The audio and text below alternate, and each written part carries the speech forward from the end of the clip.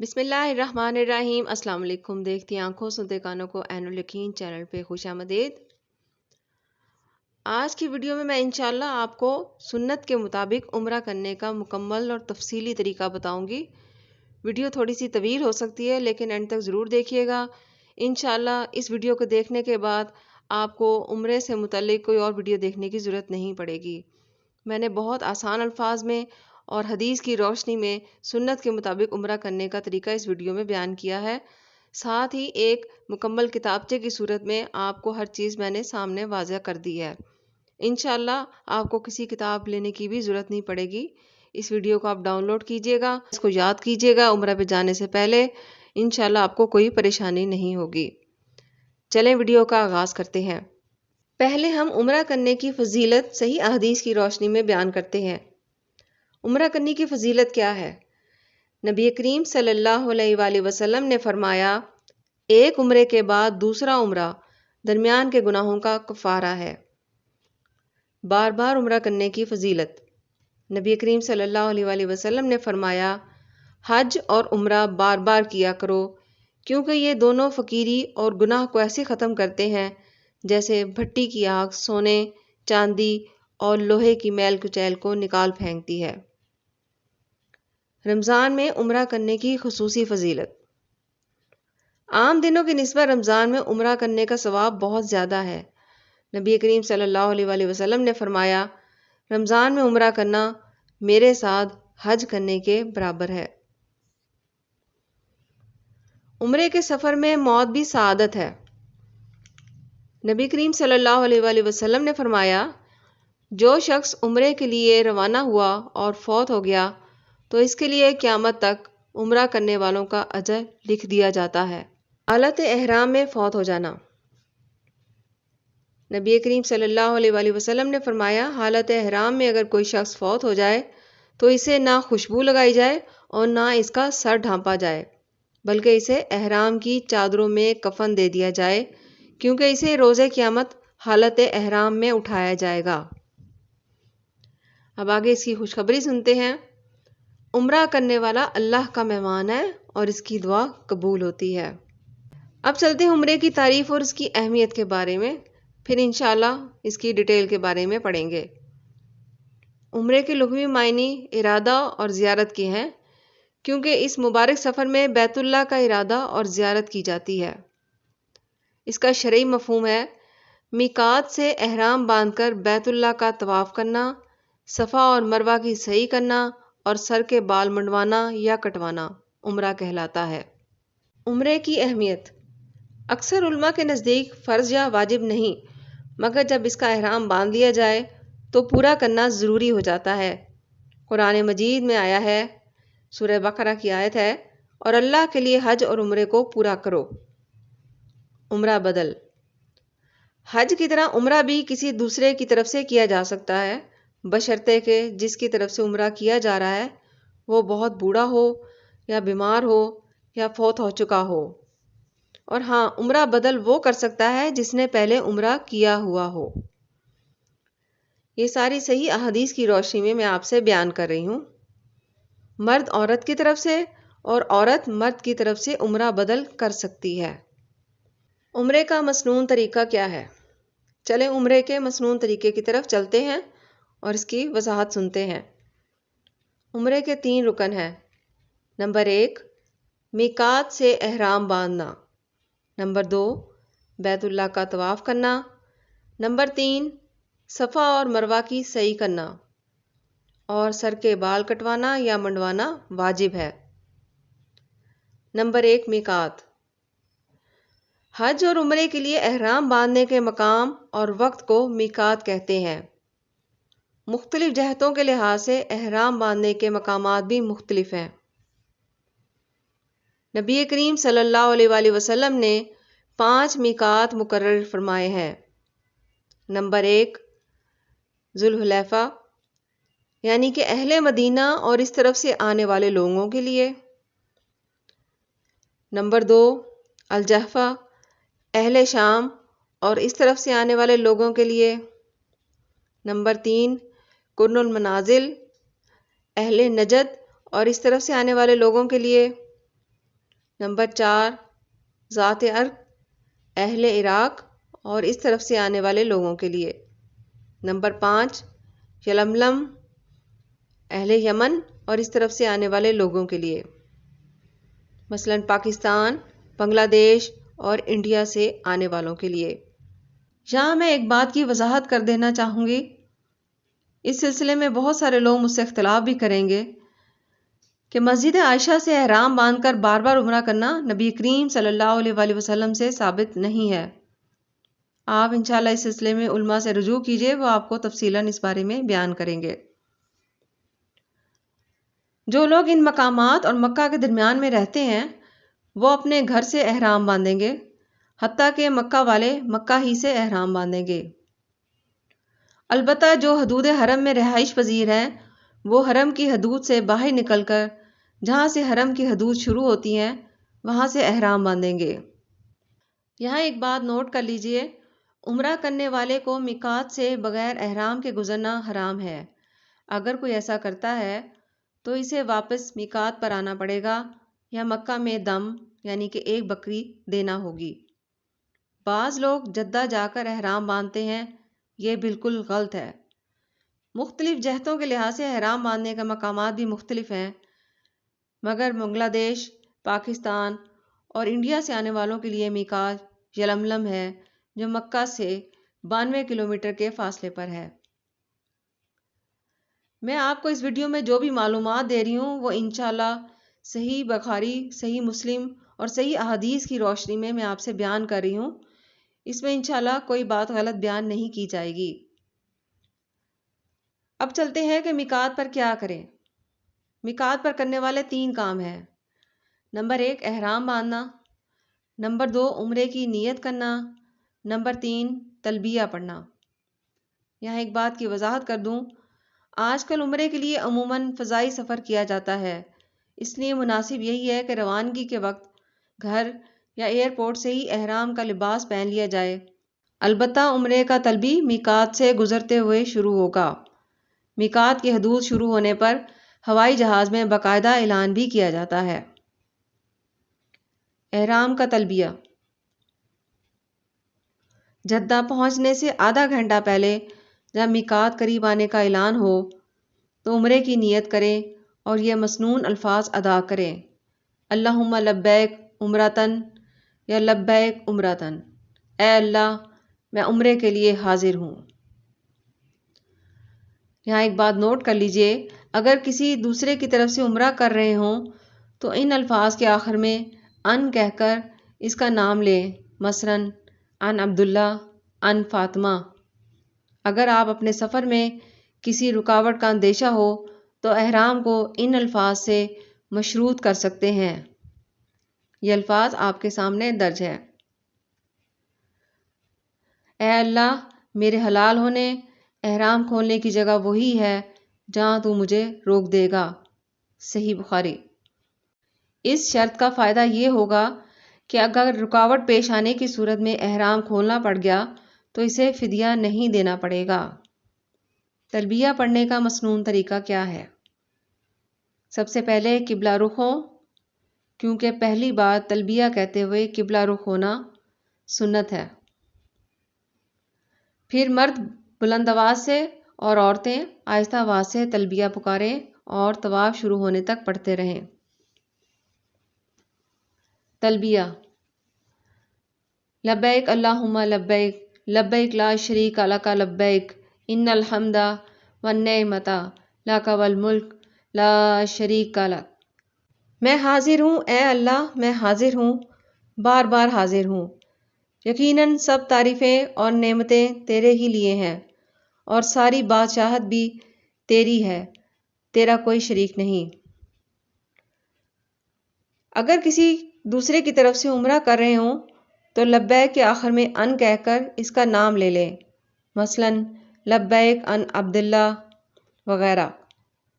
یہاں بات نوٹ کر لیں، جو پاکستانی لوگ براستہ مدینہ عمرے کے لیے روانہ ہوں وہ مدینہ پہنچ کر قیام کے بعد جب مکہ کی طرف روانہ ہوں گے تب وہ ذوالحلیفہ سے احرام باندھ کر تلبیہ پکاریں گے۔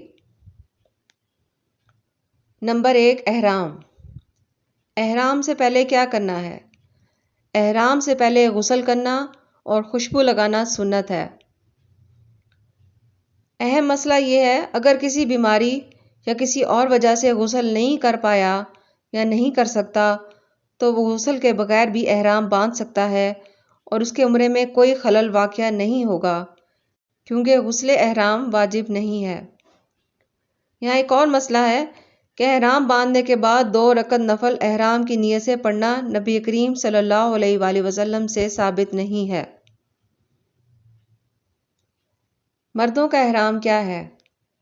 2 صاف ستھری بغیر سلی ہوئی چادریں، اگر سفید ہوں تو بہتر ہے، احرام کا لباس ہے۔ ایک چادر بطور تہبند باندھیں گے اور دوسری اوپر اوڑھ لیں گے، لیکن سر اور چہرہ ننگا رکھیں۔ جوتا کوئی سا بھی پہن سکتے ہیں، البتہ ٹخنے ننگے ہوں گے۔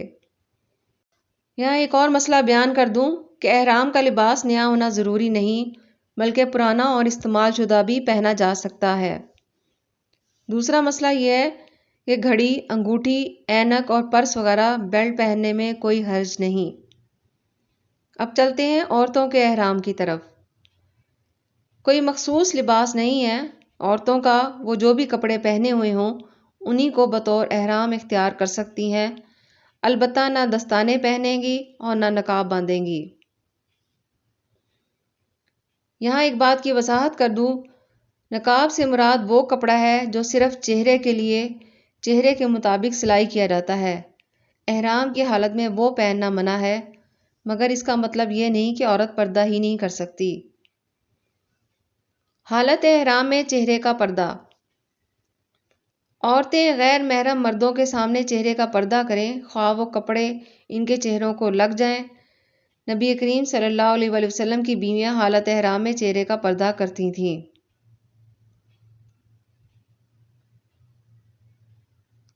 یہاں ایک بات کی وضاحت کر دوں، عورت صرف نقاب نہ باندھے، اس کے علاوہ کسی بڑی چادر یا سکارف یا کسی اور طریقے سے اپنا چہرہ عمرے کے تمام مقامات پر ڈھانپ کر رکھے، کیونکہ اب تمام مقامات عمرے پر مردوں کا بے پناہ ہجوم ہوتا ہے اور کوئی جگہ ایسی نہیں جہاں مرد نہ ہوں۔ احرام کی پابندیاں۔ جس طرح نمازی تکبیر تحریمہ سے نماز میں داخل ہوتا ہے اور اس پر کچھ پابندیاں عائد ہوتی ہیں، اسی طرح عمرہ کرنے والا احرام کے بعد عمرے میں داخل ہو جاتا ہے اور اس پر کچھ پابندیاں عائد ہو جاتی ہیں۔ مثلاً مردوں کے لیے کیا پابندیاں ہیں؟ نمبر 1، سلا ہوا کپڑا پہننا۔ نمبر 2، سر پہ ٹوپی یا پگڑی پہننا۔ نمبر 3، موزے یا جرابیں پہننا۔ نمبر 4، خوشبو لگانا۔ نمبر 5، ناخن یا بال کاٹنا۔ نمبر 6، لڑائی جھگڑا کرنا۔ نمبر 7، خشکی کا شکار کرنا یا شکاری کی مدد کرنا۔ نمبر 8، نکاح کرنا یا کروانا۔ نمبر 9، ازدواجی تعلقات اور اس سے متعلقہ گفتگو کرنا۔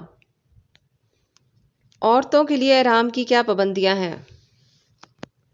نمبر 1، خوشبو لگانا۔ نمبر 2، ناخن یا بال کاٹنا۔ نمبر 3، دستانے پہننا۔ نمبر 4، خشکی کا شکار کرنا یا شکاری کی مدد کرنا۔ نمبر 5، نکاح کرنا یا کروانا۔ نمبر 6، ازدواجی تعلقات اور اس سے متعلقہ گفتگو کرنا۔ نمبر 7، نقاب باندھنا۔ حالت احرام میں جائز کام۔ نمبر 1، کسی قسم کی بیماری کا علاج کروا سکتا ہے۔ نمبر 2، احرام کی چادریں دھو یا بدل سکتا ہے۔ نمبر 3، بغیر خوشبو والے صابن اور شیمپو سے غسل کر سکتا ہے۔ نمبر 4، آنکھوں کے علاج کے لیے سرما یا دوائی ڈال سکتا ہے۔ نمبر 5، جسم کے کسی حصے سے علاج کے لیے خون نکلوا سکتا ہے۔ نمبر 6، ایسا تیل استعمال کر سکتا ہے جس میں خوشبو نہ ہو۔ نمبر 7، سانپ، بچھو، کوا، چیل اور کاٹنے والے کتے کو مار سکتا ہے۔ نمبر 8، سر پر وزن اٹھا سکتا ہے۔ نمبر 9، سمندری شکار کر سکتا ہے۔ نمبر 10، چھتری استعمال کر سکتا ہے۔ نمبر 11 جسم پر خارج کر سکتا ہے۔ یہ ساری تفصیلات میں آپ کو اس لیے بیان کر رہی ہوں کہ عمرے پہ جانے سے پہلے ان سب کا جاننا آپ کے لیے بہت ضروری ہے، تاکہ ہر بات کی وضاحت ہو جائے اور آپ کے لیے آسانی ہو جائے۔ ویڈیو تھوڑی سی لمبی ہوگی، لیکن میں امید کرتی ہوں آپ کے لیے بہت فائدہ مند ثابت ہوگی۔ چلے چلتے ہیں احرام میں کی جانے والی غلطیاں اور غیر مسنون اعمال۔ نمبر 1، بغیر احرام باندھے میقات سے گزر جانا۔ نمبر 2، احرام باندھتے ہی دایاں کندھا ننگا کر لینا۔ نمبر 3، مخصوص انداز میں بنے جوتے کی پابندی کرنا۔ نمبر 4، احرام باندھ کر تلبیہ، ذکر، اذکار کی بجائے فضول کاموں میں مشغول رہنا۔ نمبر 5، با جماعت نماز پڑھنے میں سستی کرنا۔ نمبر 6، خواتین کا محرم کے بغیر سفر کرنا۔ نمبر 7، غیر محرم مردوں سے پردہ نہ کرنا۔ بعض لوگ احرام کے آغاز سے ہی دایاں کندھا ننگا کر لیتے ہیں اور اسی حالت میں نماز پڑھتے رہتے ہیں، حالانکہ نماز کی حالت میں کندھے ننگے رکھنا منع ہے۔ یہ صحیح بخاری کی حدیث ہے۔ دایاں کندھا صرف طواف عمرہ شروع کرتے وقت ننگا کرنا چاہیے۔ جو شخص عمرے کے لیے مسجد حرام میں داخل ہو تو وہ جاتے ہی بیت اللہ کا طواف کرے گا، تحیۃ المسجد کی 2 رکعت نماز نہیں پڑھے گا۔ ہاں، اگر نماز فرض کا وقت ہو گیا ہو تو پہلے نماز پڑھے گا، پھر طواف شروع کرے گا، یہ سنت ہے۔ طواف بیت اللہ۔ بیت اللہ کے ارد گرد ثواب کی نیت سے حجر اسود سے حجر اسود تک 7 چکر لگانا، پھر مقام ابراہیم پر 2 رکعت نماز پڑھنا طواف کہلاتا ہے۔ یہ عمرے کا دوسرا رکن ہے۔ یاد رہے، حج یا عمرے کے علاوہ کسی کی طرف سے طواف کرنا یا طواف کر کے اسے بخشنا رسول اللہ صلی اللہ علیہ وآلہ وسلم سے ثابت نہیں ہے۔ نمبر 2، طواف کرنے کا طریقہ۔ طواف کرنے سے پہلے وضو کر لیں، یہ سنت ہے۔ استباح کرنا۔ مردوں کو چاہیے کہ طواف شروع کرنے سے پہلے احرام کی چادر کو دائیں کندھے کے نیچے سے نکال کر بائیں کندھے پر اس طرح ڈالیں کہ دایاں کندھا ننگا ہو جائے۔ اس عمل کو استباح کہتے ہیں۔ طواف شروع کرنے سے پہلے تلبیہ پڑھنا ختم کر دیں اور طواف کی ابتدا حجر اسود کو بوسہ دینے یا ہاتھ لگا کر اسے چومنے یا ہاتھ سے اشارہ کرنے سے کرنی چاہیے۔ اگر حجر اسود کو بوسہ دینا یا چھونا ممکن نہ ہو تو پھر طواف کا آغاز حجر اسود کے سامنے سے کریں، جس کی پہچان کے لیے اس کے بالکل سامنے دیوار پر سبز لائٹ روشن رہتی ہے، جو کہ حجر اسود کے بالکل برابر ہونے کی علامت ہے۔ اس سبز لائٹ سے طواف شروع کریں اور اسی پر ختم کریں۔ نیز رش اور بھیڑ میں حجر اسود کو بوسہ دینے یا ہاتھ لگانے کے لیے دھکم پیل سے بچنا چاہیے۔ ایسی صورت میں دور سے ایک ہاتھ کا اشارہ کر دینا کافی ہے۔ یاد رہے، اس صورت میں ہاتھ کو چومنا درست نہیں، البتہ اگر چھڑی وغیرہ حجر اسود کو لگ جائے تو اسے چومنا مسنون ہے۔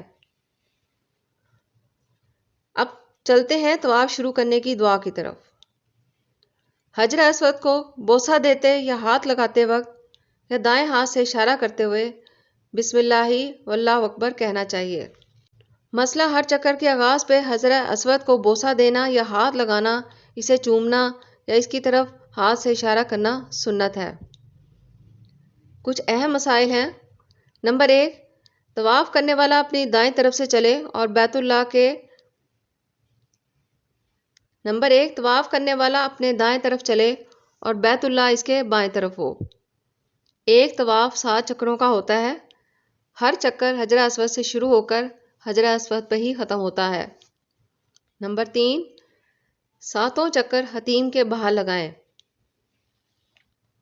نمبر 4، رمل کرنا۔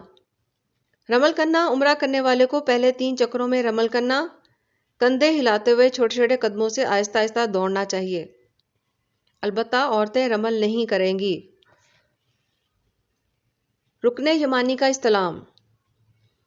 طواف کے ہر چکر میں رکن یمانی کو ہاتھ لگانا سنت ہے۔ اگر رش کی وجہ سے رکن یمانی کو چھونا مشکل ہو تو پھر وہاں کچھ پڑھے یا اشارہ کیے بغیر گزر جائیں، وہاں رک کر رکن یمانی کی طرف اشارہ کرتے ہوئے تکبیر کہنا اور ہاتھ کو چومنا درست نہیں۔ نمبر 6، دوران طواف اگر نماز کا وقت ہو جائے یا کوئی اور عذر پیش آ جائے جس کی وجہ سے طواف روکنا پڑے تو وہیں سے شروع کریں جہاں سے چھوڑا تھا۔ نمبر 7، اگر طواف کے چکروں کی تعداد میں شک ہو جائے تو کم تعداد پر یقین کرتے ہوئے باقی چکر پورے کریں۔ مثلا ایک شخص کو اگر شک ہو جائے کہ تیسرا چکر ہے یا چوتھا تو اسے چاہیے کہ وہ اسے تیسرا ہی سمجھے اور مزید 4 چکر لگائے۔ نمبر 8، باوضو ہو کر طواف کرنا ہی سنت ہے، لیکن اگر طواف کے دوران وضو ٹوٹ جائے تو دوبارہ وضو کرنا بہتر ہے، واجب یا شرط نہیں۔ البتہ طواف کے 2 رکعت ادا کرنے سے پہلے وضو کرنا پڑے گا۔ نمبر 9، دوران طواف بوقت ضرورت گفتگو کی جا سکتی ہے۔ نمبر 10، بوقت ضرورت سواری پر طواف کرنا جائز ہے۔ عورتوں کا طواف۔ عورتوں کو چاہیے کہ وہ مردوں میں گھسنے کے بجائے ایک طرف ہو کر طواف کریں۔ اگرچہ آج کل یہ مشکل ہے، تاہم ممکن حد تک کوشش کرنی چاہیے کہ مردوں سے علیحدگی رہے۔ صحیح احادیث سے طواف کے دوران کوئی خاص دعا ثابت نہیں۔ یہ جو کتابوں میں لکھا ہے پہلے چکر کی دعا، دوسرے چکر کی دعا، تیسرے چکر کی دعا، اس کا کوئی ثبوت نہیں۔ یہ نبی کریم صلی اللہ علیہ وآلہ وسلم سے ثابت نہیں۔ طواف کے دوران ذکر اور دعا کرنا۔ رکن یمانی اور حجر اسود کے درمیان یہ دعا پڑھنا مسنون ہے۔ ربنا آتنا فی الدنیا حسنۃ وفی الآخرۃ حسنۃ وقنا عذاب النار۔ اے ہمارے رب، ہمیں دنیا میں بھلائی عطا فرما اور آخرت میں بھی بھلائی عطا فرما اور ہمیں آگ کے عذاب سے بچا۔ نبی کریم صلی اللہ علیہ وآلہ وسلم نے فرمایا، بیت اللہ کا طواف اللہ کا ذکر قائم کرنے کے لیے ہے، لہٰذا دوران طواف اللہ کا ذکر، تسبیح و تحمید، تکبیر و تحلیل، استغفار، درود شریف، تلاوت قرآن اور عام مسنون دعائیں کرنی چاہیے۔ نیز اپنی زبان میں بھی دعا کی جا سکتی ہے۔ بہت سے لوگ سمجھتے ہیں کہ بیت اللہ پر پہلی نظر پڑتے ہی جو دعا کی جائے وہ اللہ تعالیٰ ضرور قبول فرماتے ہیں۔ یہ بات مسترد نہیں ہے۔ طواف کے بعد 2 رکعت نماز۔ اس کا طریقہ یہ ہے کہ 7 چکر مکمل کرنے کے بعد مقام ابراہیم کے قریب طواف کے 2 رکعت ادا کریں۔ پہلی رکعت میں سورہ فاتحہ کے بعد قل یا ایھا الکافرون اور دوسری رکعت میں سورۃ الفاتحہ کے بعد قل ھو اللہ احد پڑھیں۔ نبی کریم صلی اللہ علیہ وآلہ وسلم نے حجۃ الوداع میں ایسے ہی کیا۔ یہاں ایک مسئلہ ہے کہ اگر مقام ابراہیم کے قریب جگہ نہ مل سکے تو مسجد حرام میں کسی بھی جگہ طواف کے 2 رکعت ادا کی جا سکتی ہے۔ طواف کی 2 رکعت ادا کرنے سے پہلے کندھوں کو ڈھانپ لیں۔ بعض لوگ دایاں کندھا ننگا کر کے نماز پڑھ رہے ہوتے ہیں۔ نبی کریم صلی اللہ علیہ وآلہ وسلم نے نماز کی حالت میں کندھے ننگے رکھنے سے منع فرمایا ہے۔ یہاں ایک بات نوٹ کر لیں، نفلی طواف جتنے بھی چاہیں کیے جا سکتے ہیں مگر نفلی صحیح نہیں ہو سکتی۔ ایک بات کی اور وضاحت کر دوں کہ بیت اللہ شریف میں ہر وقت نماز پڑھ سکتے ہیں اور طواف کر سکتے ہیں، وہاں کوئی ممنوع اوقات نہیں ہے۔ زمزم کا پانی پینا۔ زمزم ایک باعث شفا اور بابرکت پانی ہے۔ طواف کی 2 رکعت ادا کر لینے کے بعد خوب سیر ہو کے زمزم پینا اور سر پر ڈالنا سنت ہے۔ زمزم کا پانی پی لینے کے بعد اگر ہو سکے تو حجر اسود کا دوبارہ استلام کریں، یعنی اسے بوسہ دیں یا ہاتھ لگا کر چومیں۔ اگر یہ ممکن نہ ہو تو اشارہ کرنے کی ضرورت نہیں۔ یہ نبی کریم صلی اللہ علیہ وآلہ وسلم کی سنت ہے۔ اگر استلام کرنا ممکن نہ ہو تو سیدھے صفا کی طرف چلے جائیں۔ نمبر 3، صفا اور مروہ کی سعی۔ صفا اور مروہ یہ 2 پہاڑوں کے نام ہیں، ان کے درمیان 7 چکر لگانے کو سعی کہتے ہیں۔ یہ سعی عمرے کا رکن ہے، اس کے بغیر عمرہ مکمل نہیں ہوتا۔ نبی کریم صلی اللہ علیہ وآلہ وسلم نے فرمایا، تم پر سعی فرض کر دی گئی ہے، لہٰذا سعی کرو۔ اس کا طریقہ یہ ہے، صفا اور مروہ کی سعی کے لیے باب صفا سے صفا پہاڑی کی طرف جائیں۔ صفا پہاڑی کے قریب پہنچ کر یہ کلمات پڑھیں، ان الصفا والمروۃ من شعائر اللہ، بے شک صفا اور مروہ اللہ کی نشانیوں میں سے ہیں۔ اس کے بعد آپ پھر یہ کہیں گے، یہ الفاظ یہاں درج ہیں، کہ میں وہیں سے شروع کرتا ہوں جہاں سے اللہ نے شروع کیا۔ صفا پہاڑی پر چند قدم چڑھیں، کوشش کریں کہ بیت اللہ نظر آ جائے۔ بیت اللہ کی طرف متوجہ ہو کر 3 بار اللہ اکبر کہیں، پھر 3 بار یہ دعا پڑھیں۔ یہ دعا آپ کے سامنے موجود ہے، جس کا ترجمہ یوں ہے: اللہ کے سوا کوئی سچا معبود نہیں، وہ اکیلا ہے، اس کا کوئی شریک نہیں، باچاہت اور تعریف اسی کے لیے ہے اور وہ ہر چیز پر قادر ہے۔ اللہ تعالیٰ کے سوا کوئی سچا معبود نہیں، وہ اکیلا ہے، اس نے اپنا وعدہ پورا کیا، اپنے بندے کی مدد فرمائی اور اس اکیلے نے کئی لشکروں کو شکست دی۔ یہاں پر ایک بات نوٹ کر لیں کہ اس موقع پر ہاتھ اٹھا کر مزید دعائیں بھی کی جا سکتی ہیں۔ صفا سے مروہ کی طرف۔ صفا پر ذکر اور دعا کے بعد دائیں راستے سے مروہ کی طرف روانہ ہوں اور سبز نشانات کے درمیان مرد حضرات ہلکی سی دوڑ لگائیں۔ بیمار، بوڑھے، بھاری جسامت والے اور خواتین آہستہ چلیں۔ خواتین کے لیے سبز نشانات کے درمیان دوڑنا منع ہے۔ سعی کے دوران ذکر اور دعا کرنا۔ سعی کے دوران کوئی مخصوص دعا نبی کریم صلی اللہ علیہ وسلم سے ثابت نہیں۔ یہ جو کتابوں میں لکھا ہے کہ پہلے چکر کی دعا، دوسرے چکر کی دعا یا تیسرے چکر کی دعا، اس کا کوئی ثبوت نہیں۔ البتہ سیدنا ابن عمر رضی اللہ تعالیٰ عنہ، سیدنا ابن مسعود رضی اللہ تعالیٰ عنہ سے ایک دعا ثابت ہے جو پڑھی جا سکتی ہے۔ اس کے الفاظ یہ ہیں، ترجمہ ہے: اے اللہ مجھے بخش دے، مجھ پر رحم فرما، بے شک تو ہی عزت والا، بزرگی والا ہے۔ اس کے علاوہ دیگر اذکار اور دعاؤں کی ترغیب بھی دی گئی ہے۔ نبی کریم صلی اللہ علیہ وسلم نے فرمایا، صفا اور مروہ کے درمیان سعی اللہ کا ذکر قائم کرنے کے لیے مقرر کی گئی ہے، لہٰذا دوران سعی تکبیر و تسبیح، تحمید و تہلیل، تلاوت قرآن، استغفار، درود شریف یا عام مسنون دعائیں پڑھ سکتے ہیں، نیز اپنی زبان میں بھی دعا کی جا سکتی ہے۔ مروہ پہنچنے پر صفا سے مروہ تک ایک چکر پورا ہوتا ہے۔ مروہ پر پہنچ کر رکیں اور وہی عمل مثلاً تکبیر، کلمات اور دعا کرنا دہرائیں جو صفا پر کیا تھا۔ مروہ سے صفا کی طرف۔ مروہ پر دعا کرنے کے بعد دائیں طرف سے صفا کی طرف چلیں۔ مردوں کو چاہیے کہ وہ اس طرف سے بھی 2 سبز نشانات کے درمیان ہلکی ہلکی دوڑ لگائیں اور صفا پر چڑھتے ہوئے وہی دعائیں پڑھیں جو سعی کے آغاز میں پڑھی تھیں۔ صفا تک پہنچ کر دوسرا چکر مکمل ہوگا۔ اس طرح مزید 5 چکر لگائیں۔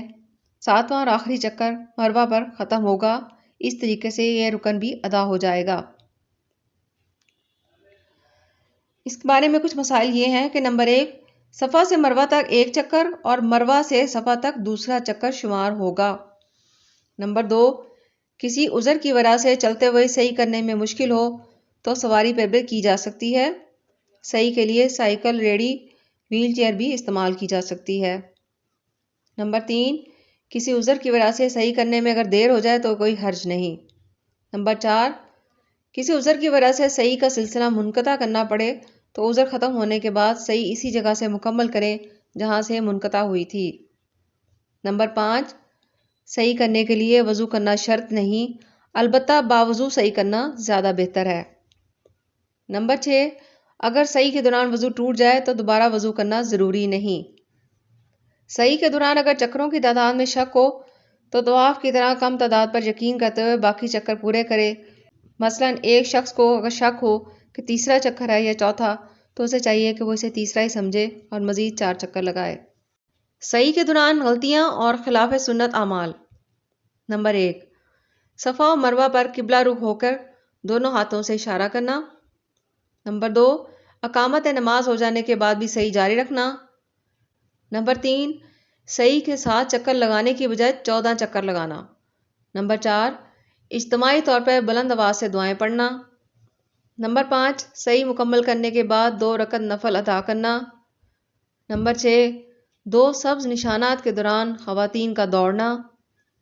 نمبر 7، سعی کے دوران دایاں کندھا ننگا رکھنا۔ حجامت، سر کے بال منڈوانا یا کٹوانا۔ اب چوتھا رکن آ جاتا ہے حجامت، سر کے بال منڈوانا یا کٹوانا۔ صفا اور مروہ کے درمیان سعی مکمل کر لینے کے بعد سر منڈوا لیں یا پورے سر کے بال کٹوا لیں، تاہم سر کے بال منڈوانا افضل ہے۔ نبی کریم صلی اللہ علیہ وآلہ وسلم نے سر منڈوانے والوں کے لیے 3 بار یوں دعا فرمائی: اللہ تعالیٰ رحم فرمائے اور ان کی مغفرت فرمائے سر کے بال منڈوانے والوں پر۔ پھر 4تھی بار فرمایا: بال کٹوانے والوں پر بھی اللہ تعالیٰ رحم فرمائے اور مغفرت فرمائے۔ کچھ مسائل ہیں جن کا بیان کرنا یہاں ضروری ہے۔ نمبر 1، عورت اپنے بالوں کو اکٹھا کر کے بالوں کی ہر چوٹی سے انگلی کے ایک پور یعنی تقریباً 1 انچ کے برابر بال کاٹ دے یا کسی سے کٹوا لے، اس کے لیے سر منڈوانا جائز نہیں۔ نمبر 2، محرم اپنی حجامت خود کرے یا 2 شخص ایک دوسرے کی حجامت بنا دیں تو وہ دونوں طرح سے جائز ہے۔ نمبر 3، عمرہ کرنے والے کو چاہیے کہ پورے سر کے بال منڈوائے یا کٹوائے، یہی سنت ہے۔ نمبر 4، حجامت کرنے میں دیر ہو جائے تو کوئی حرج نہیں، اپنی رہائش گاہ پر آ کر حجامت کروا لے اور پھر احرام کھول دیں۔ حجامت میں کی جانے والی غلطیاں اور خلاف سنت اعمال۔ نمبر 1، عورتوں کا سر کے بالوں سے ایک حصہ لے کر تھوڑا سا کاٹنا۔ نمبر 2، بالوں کو کاٹتے ہوئے پردے کا خیال نہ رکھنا۔ نمبر 3، مردوں کا مروہ پر کھڑے ہو کر اپنے سر پر دائیں بائیں سے بالوں میں چند ٹک لگوا کر احرام کھول دینا خلاف سنت ہے۔ نمبر 4، سر کے بال منڈوانے کے ساتھ داڑھی بھی منڈوا دینا۔ نمبر 5، حجامت کروانے کے بعد غسل کو لازم سمجھنا۔ یہ کہنا کہ جو پہلا عمرہ کرے وہ سر پر اس طرح لازمی پھروائے، اور اگر دوسرا عمرہ ہو تو اختیار ہے بال چھوٹے کروا لے یا مشین پھروائے، یہ بات من گھڑت ہے۔ عمرہ پہلا ہو یا 10واں، اس طرح پھروانا افضل ہے اور بال چھوٹے کروانا جائز ہے۔ طواف وداع۔ عمرہ کے بعد طواف وداع نہیں، صرف حج کرنے والوں پر حج مکمل کرنے کے بعد مکہ معظمہ سے رخصت ہونے سے پہلے الوداعی طواف کرنا واجب ہے۔ عمرہ کرنے والا حجامت بنوا لینے کے بعد اپنا احرام کھول دے اور عام لباس پہن لے، اس کا عمرہ مکمل ہو چکا ہے، الحمدللہ۔ مسجد حرام میں نماز پڑھنے کی فضیلت۔ نبی کریم صلی اللہ علیہ وآلہ وسلم نے فرمایا، مسجد حرام میں ایک نماز دوسری مساجد میں 1,00,000 نماز سے افضل ہے۔ بیت اللہ کا طواف کرنے کی فضیلت۔ نبی کریم صلی اللہ علیہ وآلہ وسلم نے فرمایا، جس نے بیت اللہ کا طواف کیا اور 2 رکعت نماز پڑھی، اس کے لیے 1 گردن آزاد کرنے کا ثواب ہے۔ حجر اسود اور رکن یمانی کی فضیلت۔ نبی کریم صلی اللہ علیہ وآلہ وسلم نے حجر اسود اور رکن یمانی کے بارے میں فرمایا، ان دونوں کو چھونا گناہوں کو مٹا دیتا ہے۔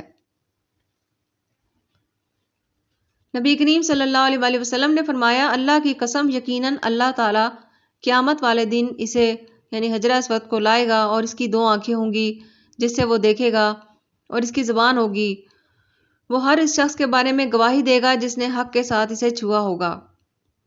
نبی کریم صلی اللہ علیہ وآلہ وسلم نے فرمایا، حجر اسود کالا پتھر جنت سے اتارا تو دودھ سے زیادہ سفید تھا، لیکن اسے آدم کی اولاد کی غلطیوں نے کالا کر دیا۔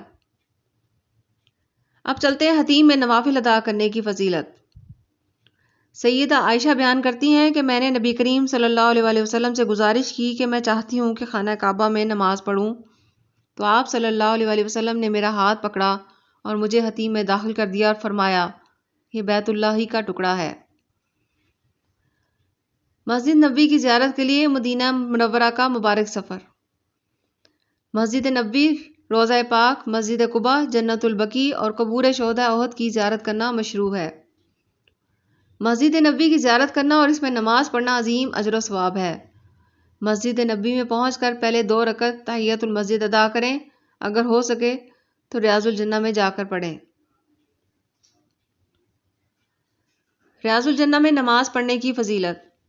نبی کریم صلی اللہ علیہ وآلہ وسلم نے فرمایا، میرے گھر اور میرے منبر کے درمیان والا حصہ جنت کے باغوں میں سے ایک باغ ہے، لہٰذا ممکن ہو تو اس میں نماز اور نوافل ادا کرنے کی سعادت حاصل کرنے کی کوشش کریں، پھر اگر فرض نماز کا وقت ہو تو پہلے فرض نماز با جماعت ادا کریں۔ مسجد نبوی میں نماز پڑھنے کی فضیلت۔ نبی کریم صلی اللہ علیہ وآلہ وسلم نے فرمایا، میری اس مسجد میں ایک نماز دوسری مساجد میں 1000 نماز سے بہتر ہے، سوائے مسجد حرام کے۔ پھر نہایت ادب اور خاموشی سے نبی کریم صلی اللہ علیہ وآلہ وسلم کی قبر مبارک کے سامنے آئے، روزہ مبارک کے سامنے سے گزرتے ہوئے روزہ مبارک کی طرف رخ کر کے مسنون درود و سلام پڑھیں۔ السلام علیکم ایھا النبی ورحمۃ اللہ وبرکاتہ۔ اے اللہ کے نبی صلی اللہ علیہ وآلہ وسلم، آپ پر سلامتی اور اللہ کی رحمت اور برکتیں ہوں۔ اس کے ساتھ درود ابراہیمی پڑھیں اور ان الفاظ سے بھی سلام بھیج سکتے ہیں۔ السلام علیکم یا رسول اللہ۔ اے اللہ کے رسول صلی اللہ علیہ وآلہ وسلم، آپ پر سلام ہو۔ نبی کریم صلی اللہ علیہ وآلہ وسلم پر سلام بھیجنے کے بعد سیدنا ابو بکر صدیق رضی اللہ تعالیٰ عنہ اور سیدنا عمر فاروق رضی اللہ تعالیٰ عنہ پر بھی سلام بھیجیں۔ السلام علیکم یا ابا بکر، اے ابو بکر رضی اللہ تعالیٰ عنہ، آپ پر سلام ہو۔ السلام علیکم یا عمر، اے عمر رضی اللہ تعالیٰ عنہ، آپ پر سلام ہو۔ ان الفاظ سے سلام بھیجنا سیدنا ابن عمر رضی اللہ تعالیٰ عنہ سے ثابت ہے۔ یہاں ایک بات نوٹ کر لیں، روزہ رسول صلی اللہ علیہ وآلہ وسلم پر آپ صلی اللہ علیہ وآلہ وسلم سے مانگنا یا لوگوں کے سلام اور پیغام پہنچانا یا روزے کی طرف خط یا پرچیاں پھینکنا شریعت سے ثابت نہیں۔ مسجد نبی میں 40 نمازیں پڑھنے کی فضیلت۔ مسجد نبی میں 40 نمازیں پڑھنے کی فضیلت کے بارے میں کوئی صحیح حدیث نہیں، اس لیے وہاں 40 نمازیں پوری کرنا ضروری نہیں۔ نمازیں زیادہ ہو جائیں یا کم کوئی حرج نہیں۔ مسجد قباء کی زیارت اور اس میں نماز پڑھنے کی فضیلت۔ مسجد نبوی کے علاوہ مسجد قباء کی بھی بہت فضیلت ہے۔ نبی کریم صلی اللہ علیہ وآلہ وسلم ہر ہفتے کبھی پیدل اور کبھی سوار ہو کے مسجد قباء تشریف لے جاتے، زیارت فرماتے اور 2 رکعت نماز ادا فرماتے۔ اور نبی کریم صلی اللہ علیہ وآلہ وسلم نے فرمایا، جس نے اپنے گھر سے وضو کیا پھر مسجد قباء میں آیا اور اس میں 2 رکعت نماز پڑھی تو اسے عمرے کے برابر ثواب ملے گا، لہٰذا اس کی زیارت بھی کریں اور نفل بھی ادا کریں۔ جنت البقیع اور شہدائے احد کی قبور کی زیارت۔ نبی کریم صلی اللہ علیہ وآلہ وسلم جب بقیع الغرقد جنت البقیع کی زیارت فرماتے تو یہ دعا پڑھتے تھے۔ ترجمہ یوں ہے: اے اللہ ہمارے پہلوؤں اور پچھلوں پر رحم فرما، اے اللہ اہل البقیع غرقد کو معاف فرما دے۔ جنت البقیع کی زیارت کریں اور اہل قبور کے لیے مغفرت کی دعا کریں، اور شہدائے احد کی قبور کی زیارت کریں اور دعائے مغفرت کریں۔ نبی کریم صلی اللہ علیہ وآلہ وسلم نے امت کو قبروں کی زیارت کرنے کی یہ دعا سکھائی ہے۔ اس کا ترجمہ یوں ہے: اے ان گھروں کے رہنے والوں مومنوں اور مسلمانوں، تم پر سلامتی ہو، بے شک انشاءاللہ تمہارے پاس آنے والے ہیں۔ اللہ ہمارے پہلوں اور پچھلوں پر رحم فرمائے۔ ہم اپنے لیے اور تمہارے لیے اللہ تعالیٰ سے عافیت کا سوال کرتے ہیں۔ مکہ اور مدینہ میں کرنے والے اہم اور پسندیدہ کام چند یہ ہیں۔ نمبر 1 عمرہ ادا کرنا اور نفلی طواف کرنا۔ نمبر 2 اذان کا جواب دینا۔ نمبر 3 حتیم میں نوافل ادا کرنا۔ نمبر 4 نماز با جماعت اور نماز جمعہ ادا کرنا۔ نمبر 5 اگلی صف میں نماز پڑھنا۔ نمبر 6 قرآن پاک کی تلاوت کرنا۔ نمبر 7 نماز تہجد ادا کرنا۔ نمبر 8 اللہ کا ذکر، حمد و ثنا اور استغفار کرنا۔ نمبر 9 بوڑھے اور بیمار لوگوں کی مدد کرنا۔ نمبر 10 نبی کریم صلی اللہ علیہ وآلہ وسلم پر درود پڑھنا۔ نمبر 11 مسجد کی صفائی کا خیال رکھنا۔ نمبر 12 امت مسلمہ کے لیے دعائیں کرنا۔ مکہ اور مدینہ میں ناپسندیدہ کام: راستوں میں کھڑے ہونا یا بیٹھنا، غیر ضروری باتوں میں مشغول رہنا، خواتین کا ستر و حجاب کی پابندی نہ کرنا، خطبہ جمعہ کے دوران گفتگو کرنا، دوران طواف موبائل فون پر باتیں کرنا، جھگڑا کرنا اور اونچی آواز سے باتیں کرنا، خواتین کا مردوں کے آگے نماز پڑھنا، دھکے دے کر آگے بیٹھنے کی کوشش کرنا، خواتین کا مردوں کے سامنے وضو کرنے کے لیے سر اور بازو کھولنا، آنکھوں کی حفاظت نہ کرنا، نامحرم کو قصدن دیکھنا، قبر رسول صلی اللہ علیہ وآلہ وسلم روضہ پاک کے قریب شور و غل کرنا، مسجدوں کے منتظمین سے تعاون نہ کرنا، مسجد میں صفائی کا خیال نہ رکھنا۔ نماز جنازہ پڑھنے کا اجر و ثواب اور فضیلت۔ رسول اللہ صلی اللہ علیہ وآلہ وسلم نے فرمایا، جس نے کسی مسلمان کی نماز جنازہ پڑھی تو اس کو 1 قرات ثواب ملے گا، اگر وہ اس کے دفن میں شریک ہوا تو پھر اس کو 2 قرات کے برابر ثواب ملے گا، جبکہ 1 قرات احد پہاڑ کے برابر ہے۔ یاد رہے کہ مسجد حرام اور مسجد نبی میں ہر نماز کے بعد جنازہ بھی پڑھایا جاتا ہے، اس میں شرکت کر کے اجر عظیم حاصل کریں۔ یہاں ایک بات نوٹ کر لیں، اگر نماز جنازہ مسجد میں ہو تو عورتیں بھی نماز جنازہ پڑھ سکتی ہیں، یہ صحیح مسلم کی حدیث ہے۔ واپسی پر کھانے کا انتظام کرنا سنت ہے۔ نبی کریم صلی اللہ علیہ وسلم کی عادت مبارکہ تھی کہ جب آپ سفر سے واپس آتے شکرانے اور خوشی کے طور پر اونٹ یا گائے ذبح کرتے۔ لہٰذا عمرہ کرنے والوں کو چاہیے کہ اس مقدس سفر کے آغاز میں دعوت کا اہتمام کرنے کے بجائے واپسی پر دعوت کے اہتمام کو معمول بنائے۔ اللہ تعالیٰ سے دعا ہے کہ اللہ تعالیٰ تمام عمرہ کرنے والوں کو اپنی حفظ و امان میں رکھے، خیریت سے لے جائے اور عافیت سے لے کے آئے اور ان کی عبادات کو شرف قبولیت سے نوازے۔ آخر میں اللہ تعالیٰ سے دعا ہے کہ اللہ تعالیٰ ہم سب کو پیارے نبی صلی اللہ علیہ وسلم کی اتباع پیروی کرنے کی توفیق عطا فرمائے اور ہمیں آپ صلی اللہ علیہ وسلم کی پیاری سنت کے مطابق عمرہ کرنے کی توفیق عطا فرمائے۔ آخر میں آپ سب سے ریکویسٹ کروں گی کہ جو میرے چینل پہ نئے ہو چینل کو سبسکرائب کر دیں اور ویڈیو کو لائک کرنا اور زیادہ سے زیادہ شیئر کرنا مت بھولیے گا تاکہ کسی اور کا فائدہ ہو سکے۔ ایک چھوٹی سی 2 منٹ کی ویڈیو بنانے کے لیے 2 یا 3 گھنٹے درکار ہوتے ہیں، لیکن یہ والی طویل ویڈیو مجھے 2 یا 3 دن اس میں لگ گئے ہیں۔ آپ اپنے پیار اور محبت کا تحفہ دیجیے اس کو لائک کر کے اور شیئر کر کے، تاکہ میری حوصلہ افزائی ہو اور میں آئندہ آپ لوگوں کے لیے مزید اچھی ویڈیوز لے کے آؤں۔ جزاک اللہ۔